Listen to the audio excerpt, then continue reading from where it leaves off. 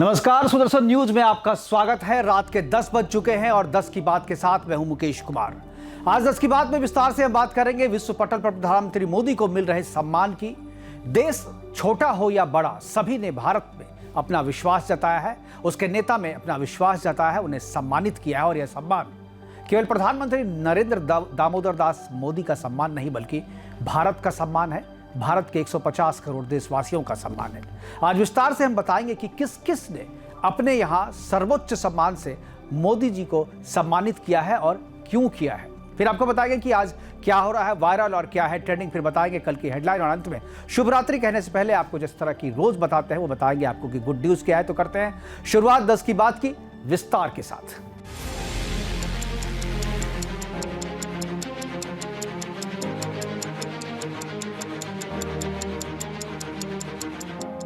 प्रधानमंत्री मोदी की अगुवाई में भारत को विश्व गुरु यूं ही नहीं कहा जाता, और यह कहना भी गलत ही नहीं होगा कि प्रधानमंत्री मोदी ही एकमात्र ऐसे नेता हैं जिन्हें विश्व भर में सबसे ज्यादा विदेशी धरती पर सर्वोच्च सम्मान मिले हैं। इस कड़ी में कैरेबियन नेता डोमिनिक ने भारतीय प्रधानमंत्री नरेंद्र मोदी को अपना सर्वोच्च राष्ट्रीय सम्मान डोमिनिका अवार्ड ऑफ ऑनर देने की घोषणा की है। भारतीय प्रधानमंत्री को कोविड-19 महामारी के दौरान डोमिनिका की मदद करने के लिए यह पुरस्कार दिया गया।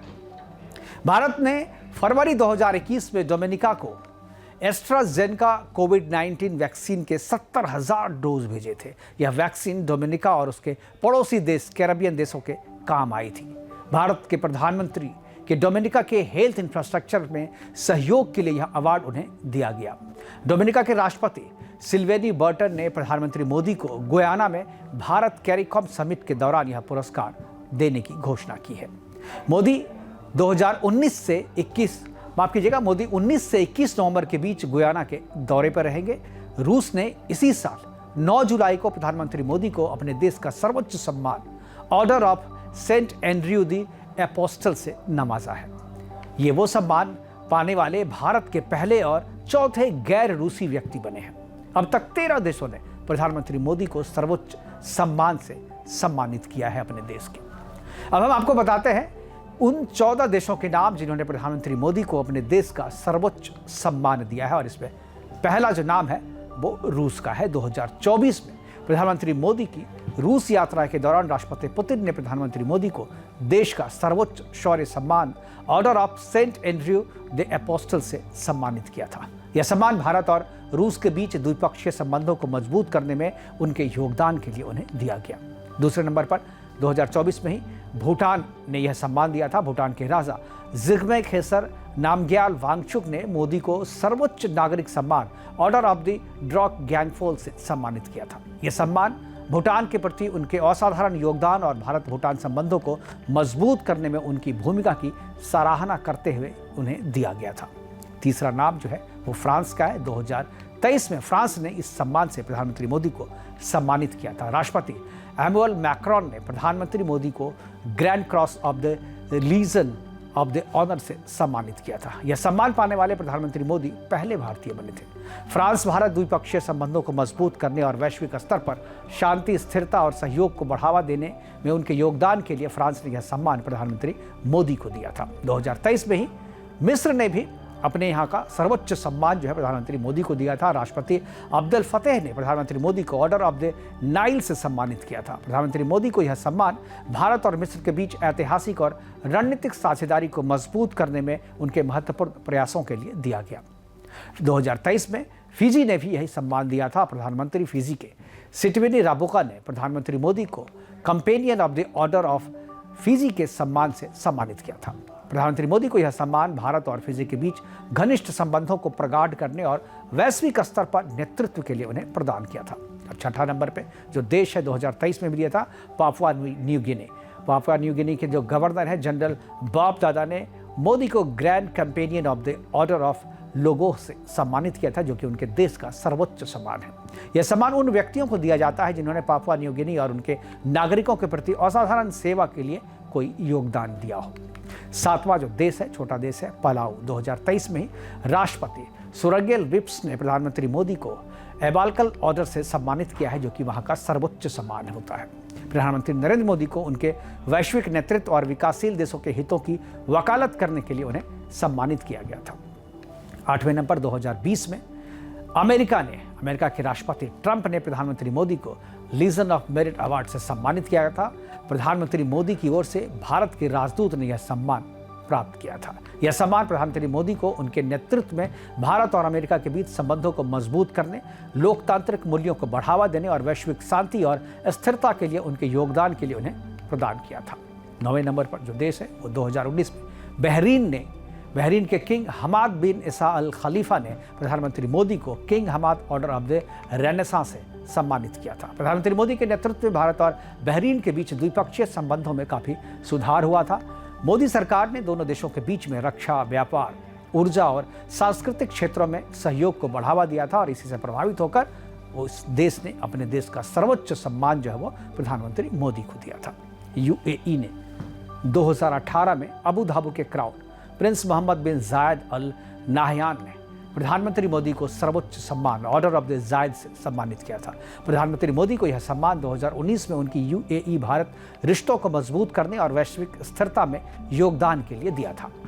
अब 11वें नंबर पर जो अवार्ड उन्हें मिला 11वां वो 2018 में था। मालदीव ने यह सम्मान दिया था। राष्ट्रपति इब्राहिम मोहम्मद सालेह ने प्रधानमंत्री मोदी को सर्वोच्च सम्मान रूल ऑफ इज़्ज़ुद्दीन से सम्मानित किया था। यह सम्मान प्रधानमंत्री मोदी को भारत और मालदीव के बीच दोस्ताना संबंधों को मजबूत करने और द्विपक्षीय संबंधों में सहयोग के लिए उन्हें प्रदान किया था। 12वें नंबर पर जो देश है वह फिलिस्तीन।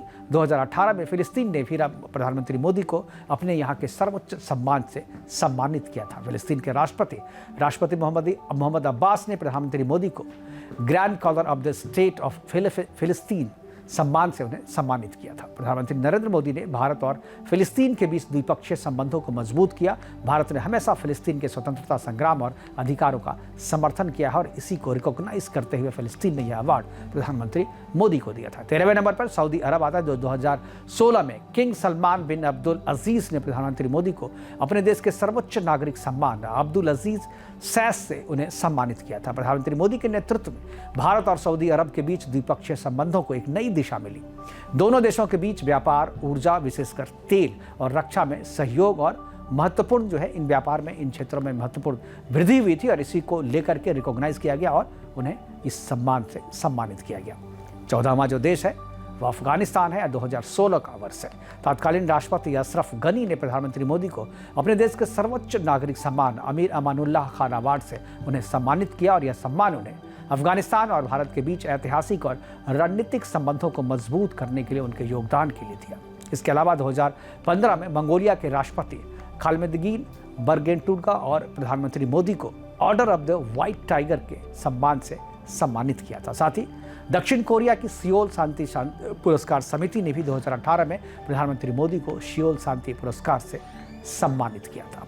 तो ये थे प्रधानमंत्री मोदी के सम्मानित होने का सफ़र जो 2014 में उनके सत्ता में आने के बाद से लगातार उन्हें मिलता गया है और 24 तक जो उन्हें 14 से ज़्यादा सम्मान यानी 16 से 17 सम्मान जो उन्हें मिल गया, इसमें 14 सम्मान वो हैं जो उस देश के सर्वोच्च सम्मान हैं। और यह जो सम्मान है ये केवल मेडिकल के क्षेत्र में विश्व के छोटे छोटे देशों को सहयोग करने, खासतौर पे कोविड के दौरान जो सहयोग और जो उन्हें जो वैक्सीन उन्होंने भेजा था केवल उसके कारण नहीं बल्कि दो देशों के बीच में द्विपक्षीय संबंधों को मजबूत करने के लिए भी प्रधानमंत्री मोदी को जो है यह सम्मान जो है उन देशों ने अपने देश का सर्वोच्च नागरिक सम्मान देकर के उन्हें सम्मानित किया। दरअसल यह सम्मान जो है केवल मोदी का सम्मान नहीं है, ये भारत का सम्मान है, हमारा भी सम्मान है, आपका भी सम्मान है। युवक का सबको हंसाकर लोटपोट कर देने वाला वीडियो काफ़ी वायरल हो रहा है। इस वीडियो में युवक एक जगह पर खड़ा है और वहाँ बगल में नदी नज़र आ रही है उन्हें। यह युवक फ़ोन पर बात करते हुए ज़मीन पर पड़े कैन को सेट करता है और फिर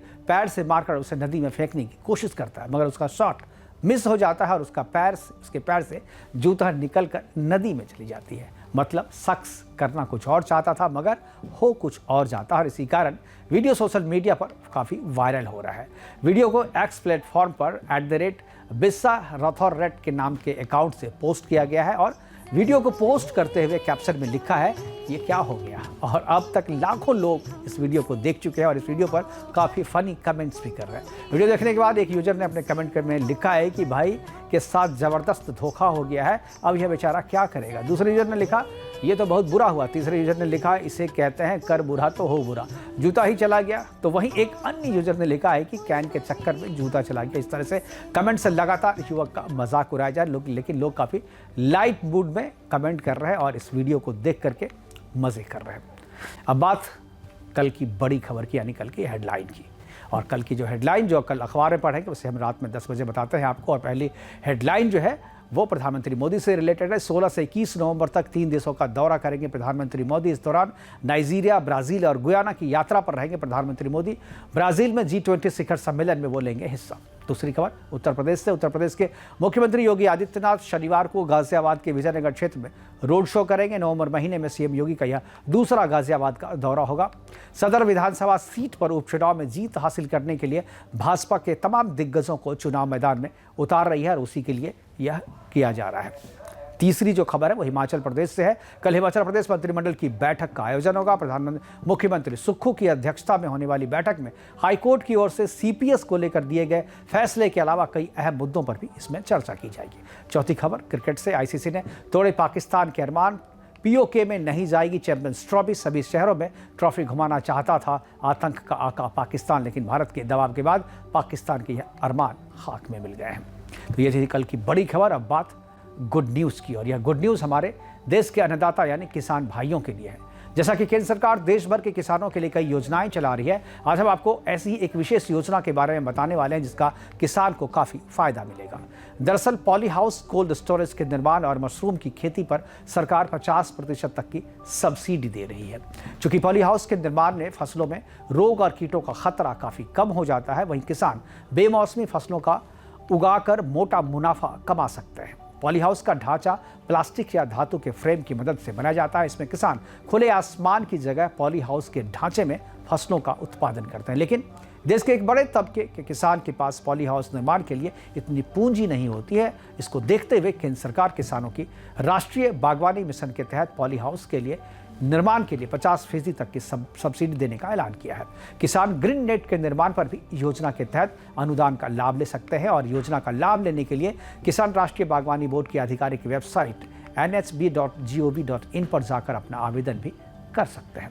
इस योजना का फायदा बागवानी बोर्ड के नज़दीकी केंद्र पर जाकर भी लिया जा सकता है और इस योजना के तहत किसानों को सब्सिडी के अलावा रियायत दरों पर बैंक से लोन भी देने का प्रावधान सरकार ने किया है।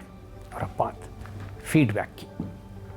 करते हैं फीडबैक की, और इस सेगमेंट में जिसमें आप हमें प्रोग्राम से संबंधित कोई भी राय या सुझाव 10kibaat@gmail.com पर मेल करके या फिर कोई ऐसी खबर जो समाज और राष्ट्र के लिए ज़रूरी हो हमें बता सकते हैं। उस खबर को हम अपने चैनल पर अपने इस प्रोग्राम में शामिल करने की कोशिश करेंगे। और अंत में जैसा कि हम हमेशा कहते हैं, प्रोग्राम को ख़त्म करने से पहले, खाने से पहले किसानों और सोने से पहले जवानों को धन्यवाद करना चाहिए, जिसके कारण हम और आप अपने अपने घरों में चैन की नींद सो रहे हैं। तो अभी के लिए इतना ही, दीजिए इजाज़त। नमस्कार, शुभ रात्रि।